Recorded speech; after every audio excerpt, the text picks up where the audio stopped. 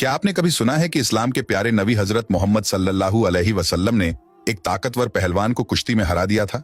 जी हाँ, ये कोई आम मुकाबला नहीं था, बल्कि ये वो लम्हा था जब ताकत और घमंड के सामने सच्चाई और ईमान की ताकत खड़ी थी।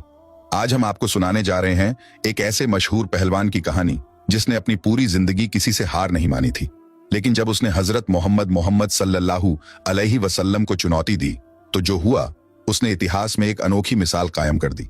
इस वीडियो को आखिर तक देखें, क्योंकि यह सिर्फ एक मुकाबले की कहानी नहीं, बल्कि एक ऐसे इंसान की हकीकत है जिसने हार कर भी जीत हासिल की।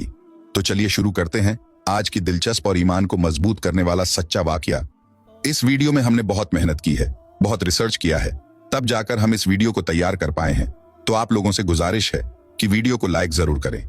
एक दिन हजरत मोहम्मद सल्लल्लाहु ताला अलैहि वसल्लम के दौर में अरब में फादास नाम का एक गांव था। इस गांव में रुकाना नाम का एक मशहूर पहलवान रहता था, जो बहुत ही ताकतवर और विशाल शरीर वाला था। उस जमाने में रुकाना को सबसे ताकतवर और बहादुर इंसान माना जाता था, क्योंकि कुश्ती में कोई भी उसके सामने टिक नहीं पाता था। हर मुकाबले में लोग उसकी ताकत के आगे हार मान लेते थे। अरब में उसकी बहादुरी और ताकत के चर्चे हर तरफ थे। एक दिन रुकाना अपने गांव के कुछ लोगों के साथ कुश्ती को लेकर बातचीत कर रहा था। तभी वहां एक अजनबी भी आया। उसने सभी को बुलाकर कहा, क्या तुम लोगों को पता है कि मक्का में एक नबी तशरीफ लाए हैं? उनका नाम मोहम्मद सल्लल्लाहु अलैहि वसल्लम है। वो अल्लाह के सच्चे रसूल हैं और उन पर आसमान से कुरान उतारी गई है। उनकी बातों को सुनकर बहुत से लोग इस्लाम कबूल कर रहे हैं। कहा जाता है कि उनके पास कई अजूबे दिखाने की ताकत भी है। उस शख्स की बातें सुनकर वहां मौजूद लोगों में हलचल मच गई। सबने कहा, हमें भी उनसे मिलकर उनकी बातें सुननी चाहिए।